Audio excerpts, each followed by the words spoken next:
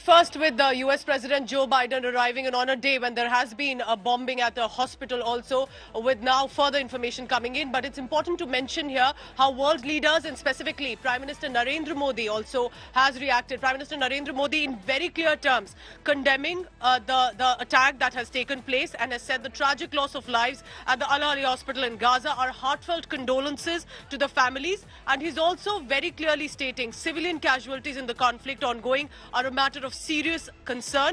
Those involved should be held responsible and we are deeply shocked. So Indian Prime Minister very clearly with the policy that has been of India with regard to Palestine and Israel, while for earlier, remember, condemning the terror attack on 7th October in Israel, now also very clearly stating on the hospital bombing in Palestine, in Gaza Strip, that they stand with the victims and innocent civilians whose life is being lost. At a time, remember, when US President Joe Biden has now arrived on a one-day trip and is meeting and was received by Netanyahu at the airport. This could have been actually very crucial. Let's remember, because in one-day trip, he was also set to go to Jordan and interact with the Egyptian leaders, Palestinian leaders, and also from Jordan could have acted as a mediator.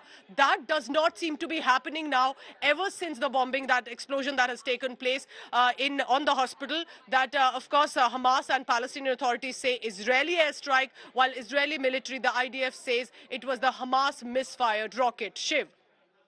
You know, Shiv, yes, and Pooja, as mentioned here, we're seeing a blame game. Clearly, the IDF representative who spoke live a little while ago says that this is a misfire by the Palestinian Islamic Jihad. That's the group, the PIJ, that's been quite functional along the West Bank area. But it appears that they were largely dormant in the last few months before this war. So it's very surprising to hear that the PIJ has come to attack Israel and one of their rockets misfired. Shiv, if you can chime in on this.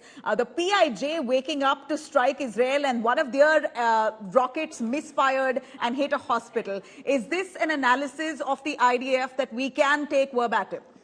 I'm going to be very careful to latch on to any specific claims at this point of time, because as a conflict reporter, Nabila, and especially someone who has looked at Israel-Palestine before, not that I know enough, the fog of war is especially thick when it comes to Israel and Palestine. At a time when emotions run high, specific claims, against a larger canvas of violent actions that are taking place are very, very difficult to judge. We live in an age where videos have already emerged. We've seen videos capturing the blast, the aftermath of it, Al Jazeera videos of rocket attacks, tweets that have been edited, to update, remove videos.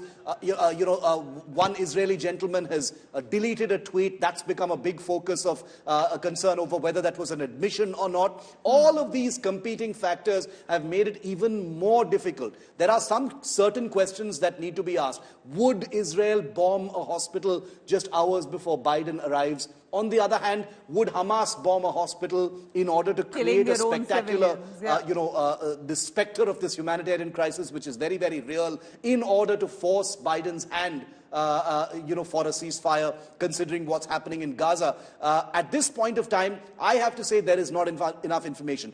The PIJ, the Palestinian Islamic Jihad, firing a rocket.